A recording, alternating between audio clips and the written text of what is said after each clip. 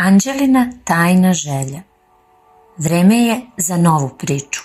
Polako zatvori oči i slušaj. Zamisli jednu malu kuću na kraju ulice. Kuća je sa crvenim krovom, belim drvenim prozorima i vrtom u kojem rastu najlepše i najmirisnije ruže. U toj kući živi devojčica Anđela. Anđela ima 5 godina, kosu uvek uredno očešljanu i osmeh na licu.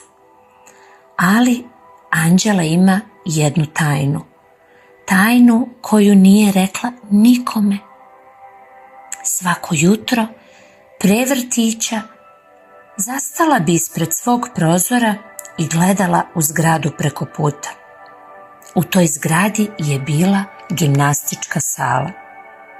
Kroz prozor su se videle devojčice u šarenim trikoima kako se okreću, prevrću, skaču ili stoje na rukama. Muzika je dopirala do ulice, tiha i ritmična kao srce koja kuca. Gledala ih je svakog dana i svakog dana bi pomislila isto. Ja to ne mogu, ali mnogo želim. Nije bila sigurna zašto tako misli. Nije probala. Nije znala. Samo je osjećala neku hladnoću u stomaku svaki put kad bi pomislila da uđe unutra. Šta ako padne pred svima? Šta ako oni znaju sve pokrete, a ona ne? Šta ako se neko bude smejao? Okrenula bi glavu i krenula sa mamom u vrtić. Ali njena kuća je znala. Kuće znaju mnogo više nego što mi mislimo. Posebno one lepe sa crvenim krovovima i najlepšim ružama u bašti. Ova kuća je slušala svako jutro.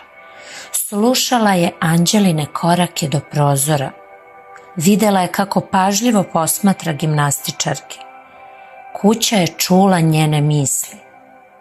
I jedne večeri, kada je Anđela već bila u svom krevetu, kuća je tiho progovorila. Znam šta želiš, rekla je kuća. Anđela se na trenutak uplašila i sela na krevet. Ko je to? Upitala je. Ja sam tvoja kuća. Ne plaši se.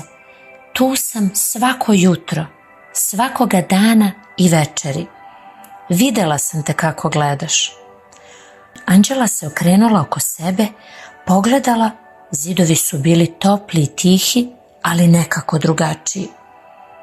Ja ne mogu da budem gimnastičarka, rekla je tiho. Kasno je. One su već sve naučile. Ja ne znam ništa. Ni one nisu znale na početku, rekla je kuća. Ali šta ako padnem? Upitala Anđela. O, pašćeš, sve devojčice padaju. To je deo posla i treninga. Ali šta ako mi se budu smejali? Neke možda hoće, ali one devojčice koje vole gimnastiku, one će ti pružiti ruku da ustaneš. Anđela je samo ćutala. Ja se plašim, tiho je rekla, kao da se stidi. Znam, reče kuća. Ali Anđela, znaš li ti šta je hrabrost?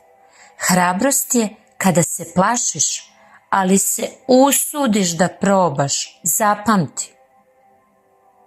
Sljedećeg jutra Anđela je stala pored prozora, kao i uvek, ali ovog puta nežno je uzela mamu za ruku i upitala.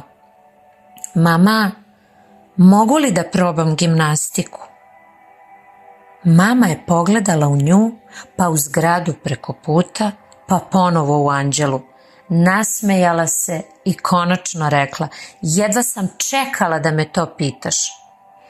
Prvi trening je bio težak.